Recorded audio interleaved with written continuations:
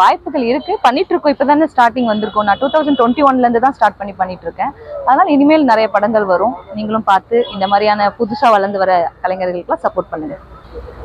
சீரியல்னா சீக்கிரமா பப்ளிக் மத்தியில வீட்டில் இருக்கிற ஹவுஸ் ஒய்ஃப்ஸ் எல்லாருமே நம்மளை வந்து சீக்கிரமா ஐடென்டிஃபை பண்ணிடுவாங்க.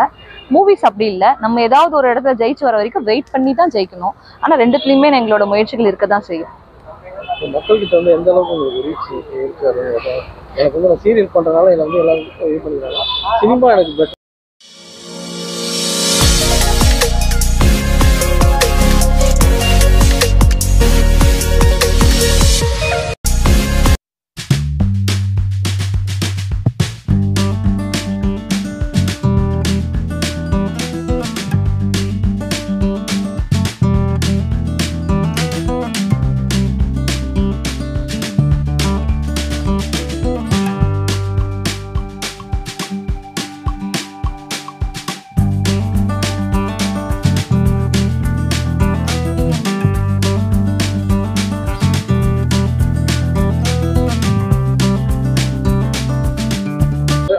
எனக்கு மூவி தான் வந்து ஃபர்ஸ்ட் கண்டிப்பா நான் விரும்புறது மூவி தான். அதுல சீரியல்ஸ் எங்களுக்கு வந்து ஒரு ட்ரைனிங் மாதிரி, ஒரு எக்ஸ்பீரியன்ஸ் மாதிரி நாங்க எடுத்துக்கிறோம். வர வாய்ப்புகள் எதுவுமே கேமரா முன்னாடி கூப்பிடுறது எல்லாம் கடவுள் கூப்பிடுற மாதிரி தான், அதை நாங்க பயன்படுத்தணும் இல்லையா? அதனால பண்ணிட்டு இருக்கோம். ஆனா மூவி தான் எங்களோட முழு குறிக்கோள்.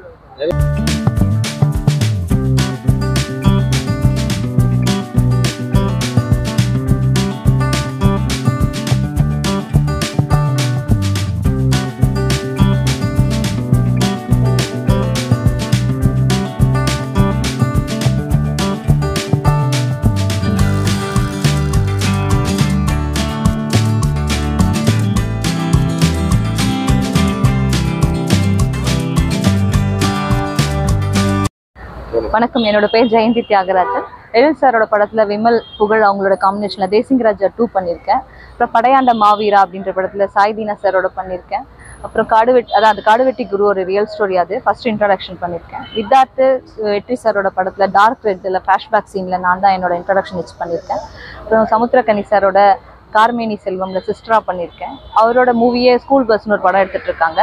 அதுல இம்மா நினைச்சு கூட ஒரு காமெடி ரோல் பண்ணியிருக்கேன். இன்னும் சில மூவிஸ், ஷார்ட் மூவிஸ், ஆடு, இது மாதிரி எல்லாமே பண்ணிட்டு இருக்கேன்.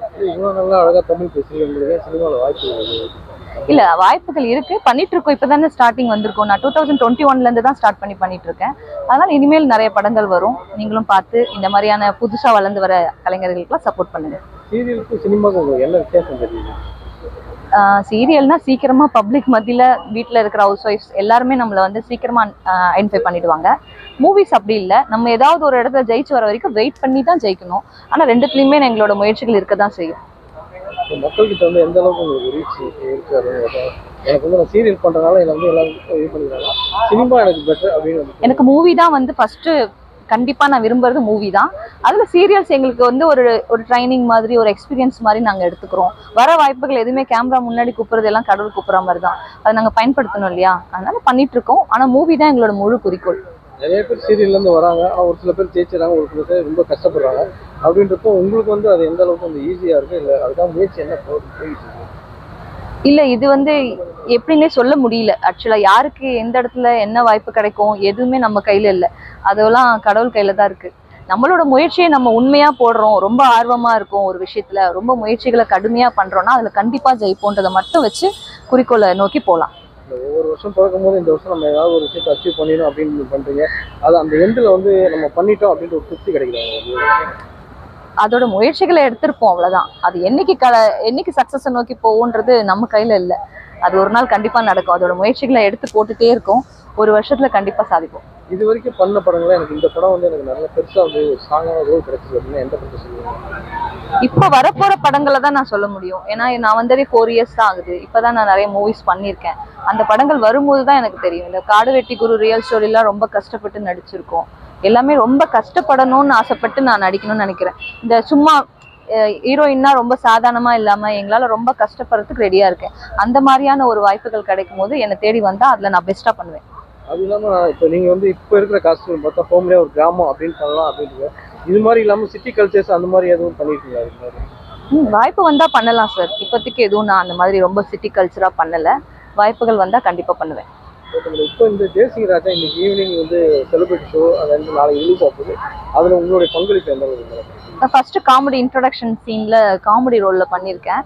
எழில் சார் சொன்னாங்க இது பண்ணுங்க அப்படின்ட்டு, நல்லா வரும்னுட்டு. அவரோட பேச்சை தட்ட முடியாம நான் பண்ணியிருக்கேன். எல்லாரும் ஆதரவு கொடுங்க.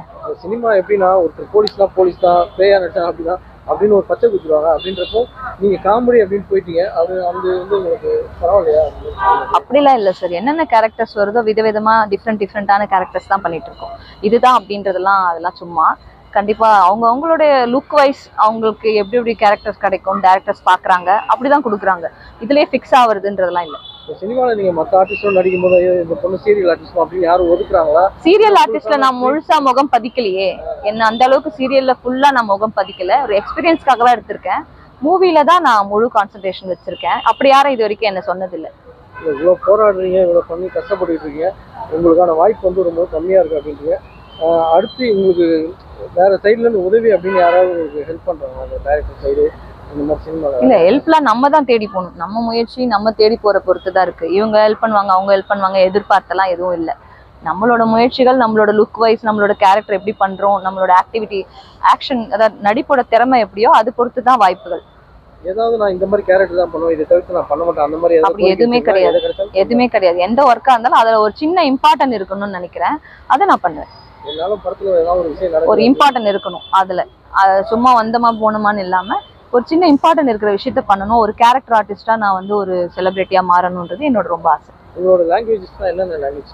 எனக்கு தமிழ் தெரியும், இங்கிலீஷ் புரிஞ்சுக்க முடியும். தமிழ்நாட்டிலே இருந்து வெளியில போற வாய்ப்பு இல்லாததால தமிழ் தான் எங்களோட முழுமையான லாங்குவேஜ்.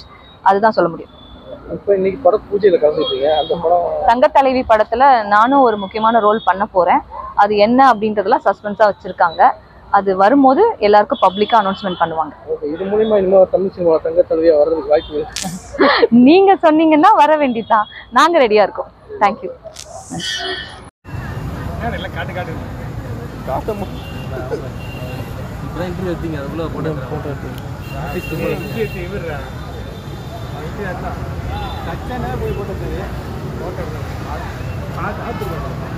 போன காட்டு